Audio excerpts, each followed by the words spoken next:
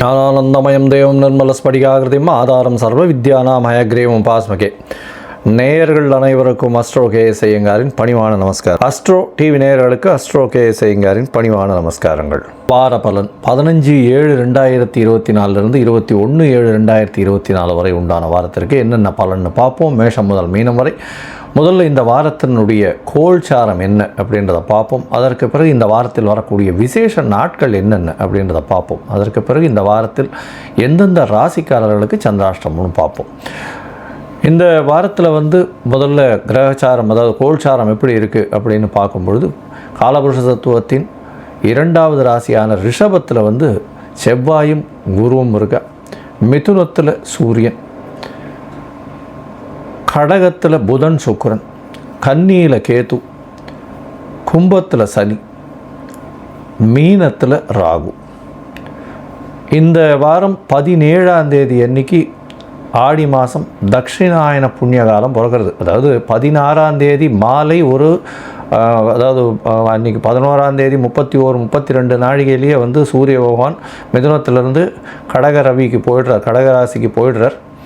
32 நாழி அப்படின்னு சொல்லும்பொழுது சாயந்தரம் ஒரு 6:30 மணி 6:45 மணிக்கு போயிடுவார். அது அஸ்தமனம் ஆகிடுறதுனால அடுத்த நாள் காலத்தால் கடக ரவியை கொண்டாடுறோம். அதாவது தட்சிணாயன புண்ணிய காலம் அப்படின்னு சொல்லக்கூடியது. இது தட்சிணாயனம் ஏன் சிறப்படைகிறதுன்னா, தேவர்களுக்கு இது இரவு பொழுதுன்னு சொல்லக்கூடியது. தட்சிணாயனத்தில் எல்லா விதமான ஃபங்க்ஷன்ஸும் வரும். இந்த முதல் மாதம் தட்சிணாயனத்தில் வரக்கூடிய 6 மாதத்தில் முதல் மாதமும் 6ஆம் மாதமான மார்கழி மாதமும் கடவுளுக்கே கொடுத்த மாதமாக சொல்லப்படுகிறது. அதனால் வீட்டு விசேஷங்கள் பொதுவாகவே அதை தவிர்த்துடுறா. ஆண்டவனுக்கு உண்டான விசேஷங்கள், கோவிலில் விசேஷங்கள், இந்த மாதிரியான விசேஷங்கள் தான் நடக்கும். அதுவும் திருமணங்கள் இதெல்லாம் ஆடி மாதத்துலையும் இருக்காது, மார்கழி மாதத்துலேயும் இருக்காது. இந்த இது 17ஆம் தேதியிலிருந்து ஆடி மாதத்துக்கு வருது. ஆடி மாதம்னும் பொழுது சூரிய பகவான் 17ஆம் தேதி, அதாவது 16ஆம் தேதி சாயந்தரம் ஒரு 6:45 மணிக்கு கடகத்துக்கு போடுறார். இது ஒரு மாற்றம். அதை தவிர அதிவேகமாக செல்லக்கூடிய கிரகமான சந்திர பகவான் துலா ராசியிலிருந்து, அதாவது சுவாதி நட்சத்திரத்திலிருந்து அவர் மகர ராசி உத்திராட நட்சத்திரம் வரலும் போகிறார். இந்த வாரத்தில் பார்த்தீங்கன்னா துலா, விருச்சிகம், தனுசு, மகரம், இந்த 4 ராசிக்கு போகிறார். இந்த ராசியை வச்சு நம்ம ஒன்றா எப்படி இருக்குது பலன்னு பார்ப்போம். இந்த வாரத்தில் வரக்கூடிய விசேஷங்கள் என்ன அப்படின்னா, தட்சிணாயன புண்ணிய காலம் 17ஆம் தேதி சூரியன் உதிக்கும் பொழுது ஆடி மாதத்தில் இருக்குது. அதனால் கடக ரவியாக இருக்கிறது எடுத்துக்கிறோம். அதனால் அன்றைக்கி பார்த்தீங்கன்னா உங்களுக்கு ஏகாதசி வேறு. அதுக்கப்புறம் சாதுர்மாசிய சங்கல்பம் அப்படின்னு சொல்லக்கூடியது. துறவிகள் இவாள்லாம் ரிஷிகள், துறவிகள் இவாள்லாம் ஒரே இடத்துல தங்கி ஒரு 4 மாதம் கார்த்திகை பௌர்ணமி வரலும் பார்த்தலையானால் அவள் ஒரே இடத்துல இருந்து, பொதுவாக சாதுர்மாசிய சங்கல்பம்னா அதே இடத்துல இருந்து மக்களுக்கு வேதங்கள், வேதத்தினுடைய அங்கங்கள், வேதாந்தங்கள் இது எல்லாத்தையும் சொல்லக்கூடிய காலகட்டம். அதாவது உபன்யாசம் பண்ணுறது, இந்த மாதிரியான விஷயங்கள்லாம் பண்ணுவாங்க. இது ஒரே இடத்துல இருந்து அங்கே சாப்பாடு கட்டுப்பாடோடு இருந்து 4 மாதம் இருக்கக்கூடிய காலம். இது சாதுர்மாசிய சங்கல்பம் பார்த்தோம்னா ஆடி மாதத்தில் ஏகாதசி, துவாதசி இல்லை பௌர்ணமியிலேருந்து ஆரம்பிக்கிறது. அவளுடைய வழக்கப்படி எடுத்து பண்ணுறது இந்த காலகட்டத்தில் ஆரம்பிக்கும். இந்த 17ஆம் தேதிக்கு அப்புறம் பார்த்தோம்னா 18ஆம் தேதி துவாதசி. அதற்கு பிறகு 18ஆம் தேதி அன்றைக்கி, அதுக்கப்புறம் 19ஆம் தேதி அன்றைக்கி பார்த்தோம்னா தஞ்சை மாவட்டம் புன்னைநல்லூரில், அந்த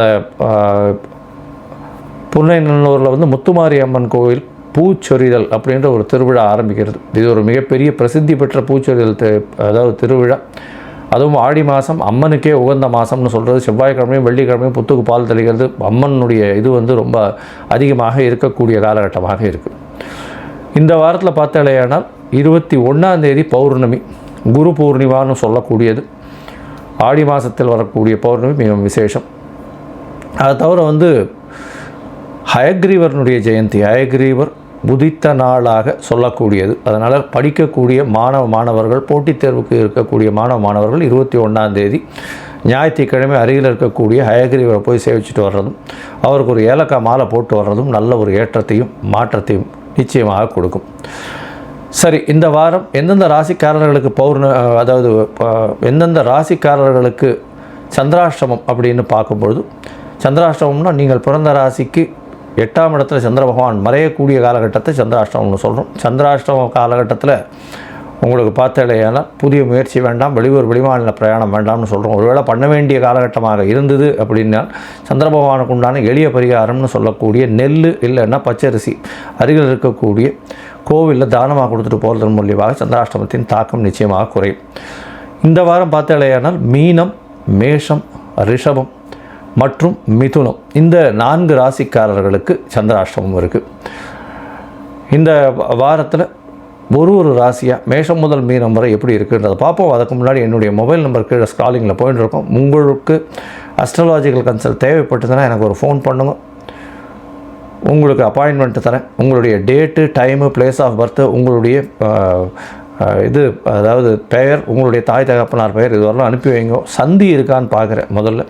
அதாவது பாத சந்தி, நட்சத்திர சந்தி, ராசி சந்தி, லக்ன சந்தி, என்ன சந்தி இருக்குன்றதை பார்க்குறேன். இந்த பொதுவாகவே நான் இவ்வளோ நாள் பார்த்ததில் நிறைய ஜாதகங்கள் பார்த்துருக்கேன். இந்த ஜாதகத்திலலாம் சில பேர் 50 வயசு 60 வயசுலாம் எடுத்து அவள் வந்து ராசி சந்தி, நட்சத்திர சந்தி, பாத சந்தியில் ரொம்ப கஷ்டப்பட்டுருக்கா. இன்ஃபேக்ட் வந்து புனர்பூசம் 3ஆம் பாதம் 4ஆம் பாதம் டயத்தில் மாறி வந்திருக்கும். அதனால் சில பேர் மிதுன ராசின்னுவா, கடக ராசின்னுவா.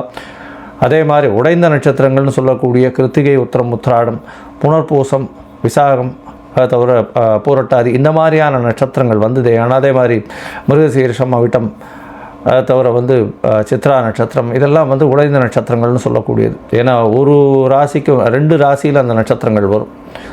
இந்த நட்சத்திரங்கள்லாம் பார்த்தாலேனால் எந்த இதில் பாதத்தில் இருக்கீங்கன்றது ரொம்ப முக்கியம். அதன் மூலியமாக நட்சத்திரமும் சரி லக்னமும் சரி அமையும். அந்த லக்னத்தின் மூலியமாக தான் பலன் மாறுபடும்.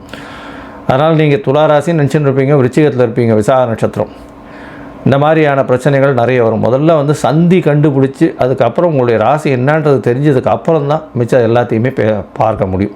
என்னுடைய கட்டணம் என்னன்றதையும் போடுறேன். அந்த கட்டணத்தை செலுத்திட்டு அதுக்கப்புறமா நீங்கள் வந்து நான் அப்பாயின்மெண்ட்டு தரேன். அதுக்கப்புறம் அதன் மூலியமாக ஃபோன் கால்லையும் பேசி நம்ம வந்து இது பண்ணலாம். உங்களுடைய தசாபுக்தி அந்தரம் சூக்ஷ்மம் எப்படி இருக்குன்றதை பார்த்து, உங்களுடைய இன்றைய காலகட்டம் எப்படி இருக்குன்றதை பார்த்து, உங்களுக்கு உண்டான எளிய பரிகாரம் என்ன, அதன் மூலியமாக என்ன ஒரு ஏற்றம் கிடைக்கும் அப்படின்றத சொல்கிறேன்.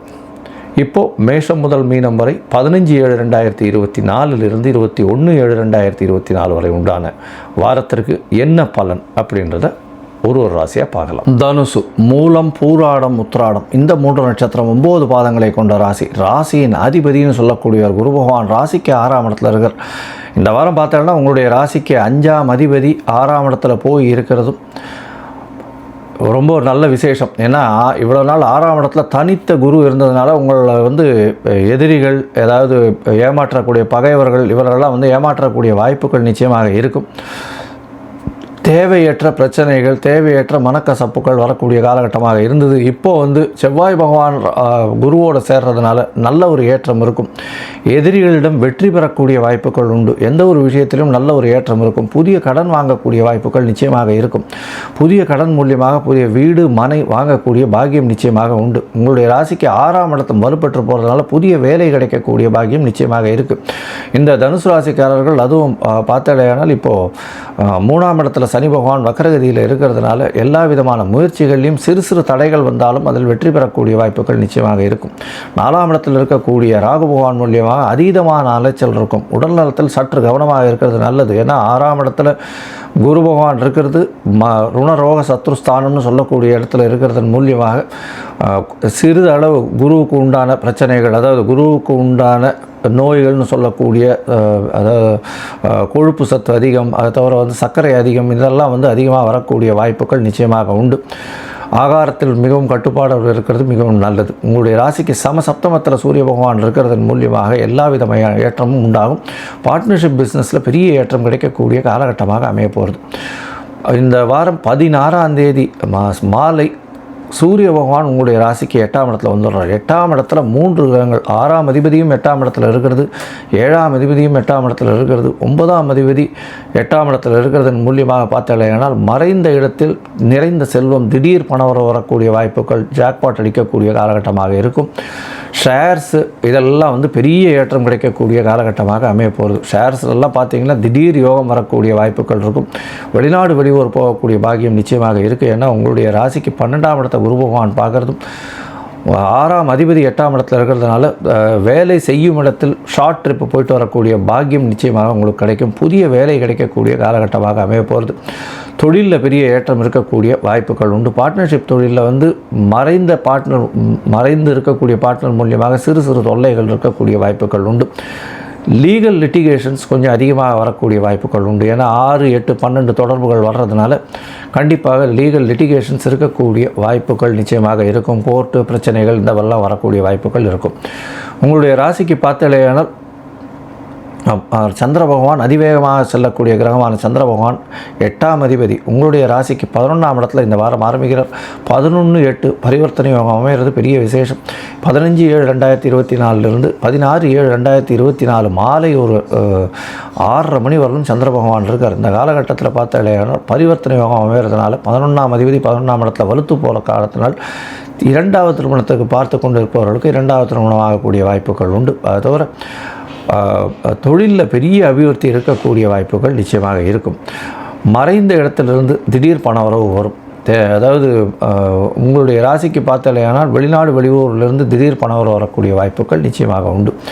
இந்த வாரம் உங்களுடைய ராசிக்கு 12ஆம் இடத்துல சந்திர பகவான் போகிறார். 12ஆம் இடத்துல சந்திர பகவான் போகும்பொழுது அதாவது 16ஆம் தேதி மாலையிலிருந்து 19ஆம் தேதி காலை ஒரு 2:30 மணி வரலும் இருக்கக்கூடிய காலகட்டத்தில் குரு செவ்வாய் இவர்களால் பார்க்கப்படுறதுனால குருமங்கள யோகம் சந்திரமங்கள யோகம் அமையிறது பெரிய விசேஷத்தை கொடுக்கறது. கஜகேசரி யோகம் அமையிறது பெரிய ஏற்றத்தை கொடுக்கறது. அதுவும் 12ஆம் இடத்துல இருக்கிறதன் மூலியமாக கணவன் மனைவிக்குள்ள நல்ல ஒரு ஏற்றம் இருக்கக்கூடிய காலகட்டமாக இருக்கும். வெளிநாடு வெளியூர் போயிட்டு வரக்கூடிய வாய்ப்புகள் நிச்சயமாக உண்டு. சுப செலவுகள் உண்டாகக்கூடிய வாய்ப்புகள் நிச்சயமாக இருக்கும். உங்களுடைய ராசியிலேயே சந்திர பகவான் வரார். சந்திர பகவான் ராசியில் வரும்பொழுது செவ்வாயின் பார்வையில் இருக்கிறதுனால உடல் நலத்தில் நல்ல ஏற்றம் இருக்கும். உடல் நலத்தில் பார்த்தாலேனால் செவ்வாயின் பார்வை இருக்கிறதுனால நல்ல ஒரு ஏற்றம் இருக்கக்கூடிய காலகட்டமாக அமைய போகிறது. திடீர் பணம் வரக்கூடிய வாய்ப்புகள் நிச்சயமாக இருக்கும். உங்களுடைய ராசிக்கு 2ஆம் இடத்துல சந்திர பகவான் போகிறார். குருவினுடைய பார்வையில் இருக்குது. சுக்கிரன் சூரியன் மற்றும் புதன் பார்வையில் இருக்கிறதுனால பணவரவிற்கு பஞ்சம் இருக்காது. தொழிலில் பெரிய ஏற்றம் இருக்கும். குடும்பத்தில் நல்ல மகிழ்ச்சியான காலமாக இருக்கக்கூடிய காலமாக இருக்கும். இந்த வாரம் பார்த்தாலேயானால் உங்களுடைய ராசிக்கு நல்ல ஒரு ஏற்றமான காலமாக அமைய போகிறது. இந்த வாரத்தில் இந்த லெக்சரர்ஸ் ப்ரொஃபஸர்ஸ் டீச்சிங் ப்ரொஃபஷனில் இருக்கிறவங்க டியூஷன் சொல்லிக் கொடுக்குறவங்கள இவங்களுக்கெல்லாம் வந்து பெரிய ஏற்றமான காலமாக இருக்கும். பாடகர்கள் அட்மினிஸ்ட்ரேட்டிவ் இன்சார்ஜ் இவர்களுக்கு நல்ல ஒரு ஏற்றம் கிடைக்கக்கூடிய காலகட்டமாக இந்த வாரம் அமையிறது. இந்த வாரத்தில் நீங்கள் அருகில் இருக்கக்கூடிய ஆஞ்சநேய பெருமானை போய் வழிபட்டு வர்றதன் மூலியமாக உங்களுக்கு ஒரு பெரிய ஏற்றமும் மாற்றமும் உங்களுடைய வாழ்வில். லோகா சமஸ்தா சுகினோ பவந்து. நன்றி, நமஸ்காரம்.